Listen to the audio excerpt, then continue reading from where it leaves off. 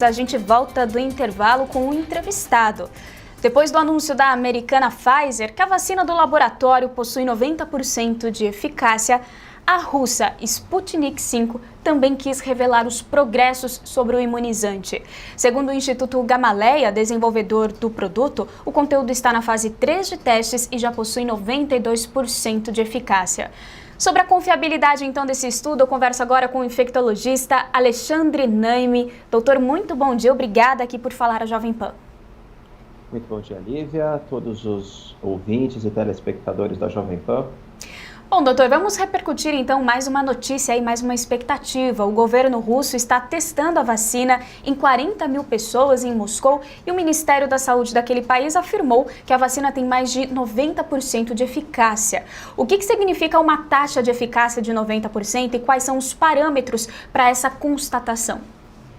Esse estudo que foi divulgado de ontem para hoje é um estudo ainda na fase de pré-print, ou seja, ele foi enviado para publicação, ainda não foi revisado por pares, mas ele aparentemente é de excelente qualidade.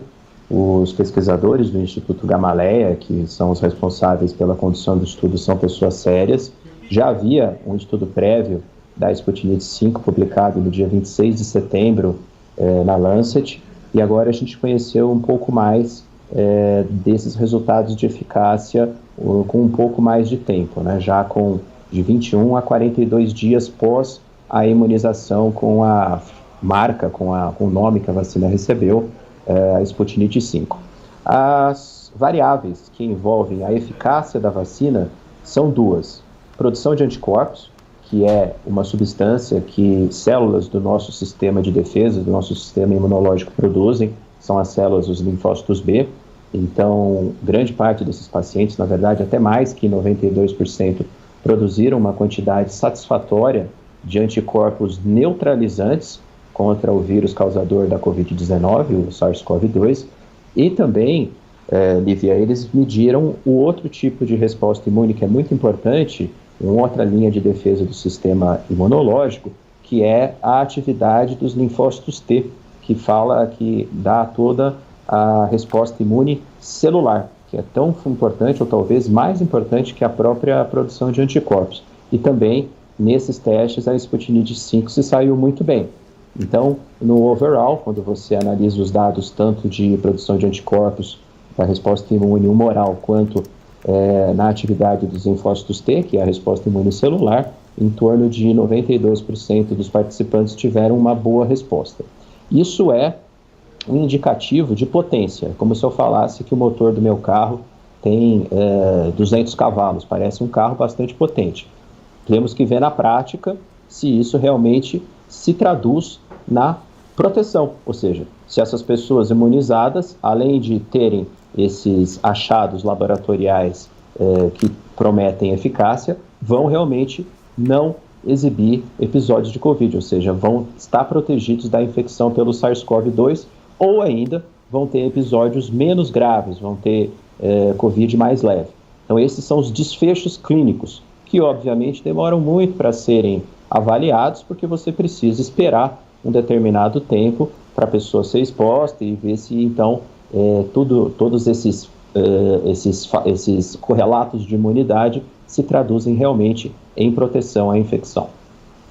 Doutor, e o diretor do Instituto Gamaleya de Moscou, ele disse que espera, em um futuro próximo, publicar os resultados provisórios do teste pós-registro da vacina Sputnik V de fase 3.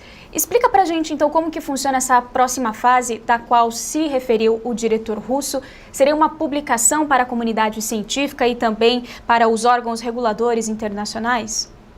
Exatamente. Na verdade, eles já prepararam o paper final, a gente chama de paper, que é a peça, que é todo o estudo, e ela foi divulgada na forma de pré-print. Então é uma divulgação e agora isso já foi mandado para alguma revista de alta qualidade. Lembrando que a última revista que a própria Sputnik V conseguiu publicação foi a Lancet, uma das melhores revistas do mundo, com um corpo de cientistas extremamente competente. Provavelmente eles devem ter selecionado alguma revista desse porte, e agora o processo esses dados todos que a gente está discutindo vão ser avaliados por essa junta de pareceristas, por experts, e vão fazer correções, avaliar se os dados são verdadeiros. É muito importante dizer que a Sputnik V está revelando todos os dados abertos, né? Então todos os registros, como tem que ser feito, né? Paciente por paciente, isso está tudo no apêndice do pré-print, então é muito fácil para a comunidade científica avaliar a veracidade e a qualidade dessas informações. Conhecendo a seriedade desse grupo de pesquisadores do Instituto Gamaleya, né? Falando do Instituto, não do governo russo, nós temos bastante esperança de que realmente os resultados sejam verídicos, e assim que sair a publicação, aí vai se juntando ainda mais ciência em relação a essa estratégia de vacina.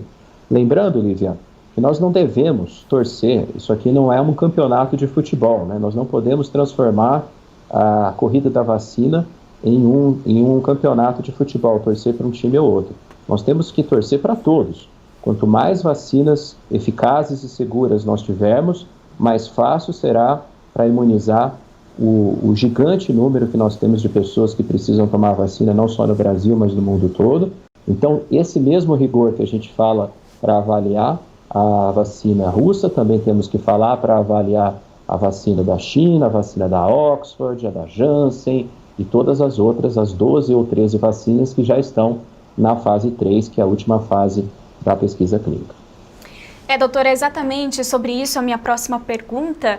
Esse anúncio da vacina russa veio horas após o anúncio de que a vacina da Pfizer é 90% eficaz. Olhando agora até mesmo para o que estamos vendo com a Coronavac, esse impasse com a Anvisa, governo federal, estadual, você acredita que há uma politização da vacina?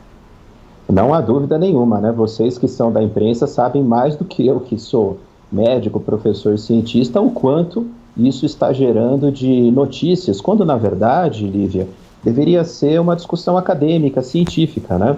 Então esse excesso de informação que às vezes é passado para a mídia é uma corrida que não é científica, é uma corrida política.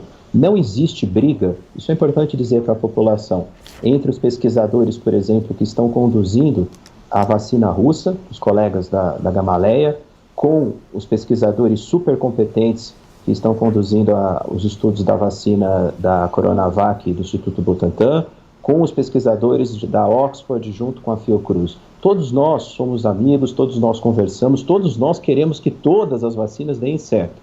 A briga existe em quem está patrocinando ou nos governos que estão por trás dessas iniciativas que querem, obviamente, tirar ganho político dessa disputa, quando não é uma disputa, é, na verdade, uma tentativa paralela, mas também em conjunto, para que todas elas atinjam as metas tanto de eficácia quanto de segurança. Doutor, e o senhor que trabalha com a ciência, com o estudo, gostaria de te perguntar se você já viu isso, todas essas atitudes com alguma outra vacina, algum outro tipo de imunizante, ou é com o coronavírus, já que a pandemia entrou nos holofotes do mundo todo? Lívia, nós temos que lembrar que essa é a maior pandemia que atingiu o mundo moderno, depois da gripe espanhola, lá em 1918, né? É a maior pandemia, sem sombra de dúvida, e pegou o mundo também numa realidade de velocidade de informação muito grande, de mídia social, e também num cenário político extremamente polarizado, não só no Brasil, mas também em outros países. Isso inflamou, isso foi um combustível para que o grupo A quisesse concorrer com o grupo C, e às vezes com o grupo B, com o grupo C, e nunca antes na história da ciência nós tínhamos um exemplo como esse, de uma politização de uma questão científica tão importante. E os efeitos colaterais disso, Lívia, são muito graves, porque aos políticos começarem a fazer esse tipo de discurso, que a minha vacina é melhor, que a vacina do outro é pior, a população vai acabando levando ao descrédito das vacinas. Tanto é que, não só pelo motivo do isolamento social, mas muitas pessoas estão cada vez menos confiantes em tomar a vacina, e isso é péssimo. Nós já vivíamos um problema anterior à pandemia de baixo índice de vacinação por conta de teorias da conspiração, de fake news, e agora isso talvez se torne até pior. Portanto, o que a gente precisa é que os políticos, que os governantes, façam como nós, cientistas, estamos fazendo. Se unir no sentido de procurar o melhor em termos de trazer uma estratégia de vacina que seja segura e eficaz. E quanto mais, melhor. Concordo plenamente, doutor. Nós conversamos com Alexandre Naime, infectologista. Doutor, muito obrigada pela entrevista e pelos esclarecimentos. Foi um grande prazer, Lívia. Um abraço a você e a todos aí da Jovem Pan. Muito obrigada.